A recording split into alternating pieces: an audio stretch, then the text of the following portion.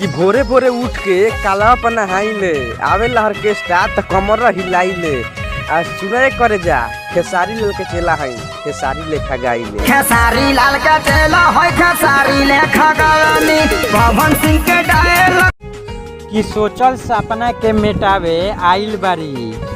बहुत कुछ कहे के बा आज भेटाइल बारी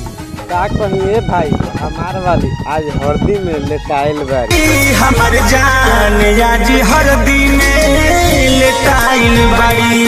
हमर जान कि देहिया में देहिया रगड़ के लगा देलू दागी कि देहिया में देहिया रगड़ के लगा देलू दागी तोहरे चलते बन गईनी हमहू बागी अब मन से तो ये करे जा तो लाग जाई चैली में आई जोरता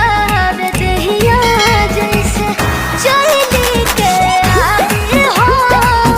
जोर